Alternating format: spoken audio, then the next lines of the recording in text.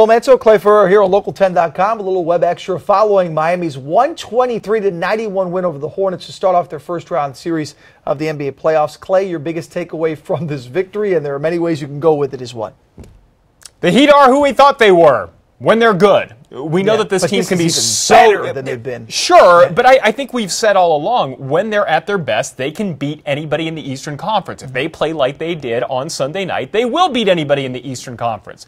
There is the flip side of that. And when they show that they're bad, they can be really, really bad, like we saw against Boston. Very encouraged. I'm not trying to downplay it at all. I love how they play at home. Hopefully they do the same thing in Game 2 and get that one as well. But I think until we see what this team, and I'm echoing what Dwayne Wade said, until we see what this team does when they're faced with adversity, it's hard to know if we've really learned anything about them after Game 1. Well, I think number one is I still think this is going to be a longer series, meaning 6 to 7 games, maybe more like 6. I thought Miami in 6 originally, and I still feel that way. I did not expect the Heat to score a franchise record for points in a playoff game with 123. I did not expect Luol Deng to turn into Michael Jordan.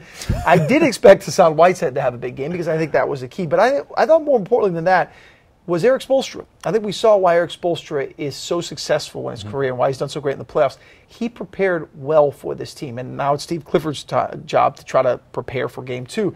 They defended the 3 well. They got out there. They slowed down Kemba Walker, and they won the points in the paint. Going into this series, into this game, I thought those were the 3 areas you needed to get done, and they got it done. Now, the adjustments. You know they're coming, yes. So what do the Hornets do? They're going to take away the pick and roll from Hassan Whiteside. Going back and looking through what happened in Game 1, it was way too easy for Whiteside when he went out and set screens for Dragic or Joe Johnson or Dwayne Wade to get open looks at the basket. It was way too many dunks. If I'm a Charlotte coach and I'm looking at that film, they're going to take away that pick and roll and find some way to push Whiteside out further away from the basket. I also think you and I were talking before we came on here, you got to get Al Jefferson more involved if you're Charlotte. Get him more involved early and try to get Whiteside into foul trouble. Number one, on the offensive end, push him out. Don't allow him inside.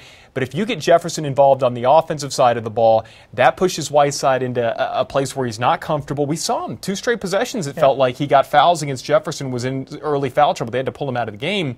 I think that if you're Charlotte, you try to put him in that same sort of situation in Game 2. I'll take it a step further. I think Steve Clifford has to start Al Jefferson in Game 2. And I don't know if he will, because I know coaches don't like to just take one game and panic. Maybe it'll take a second game. I'm not exactly sure what direction he goes. I know Jefferson was coming off injury, but the reality is you have got Erik Spoelstra, who put Hassan in the starting role. I think you have to fight fire with fire. I think if you're Steve Clifford, you've got to put Al Jefferson in there. You've got to match those 2 up in their minutes, because Hassan got out to way too quick of a start for the good taste of the Hornets. I'll tell you what, they dominated. 123 points, great way to start it.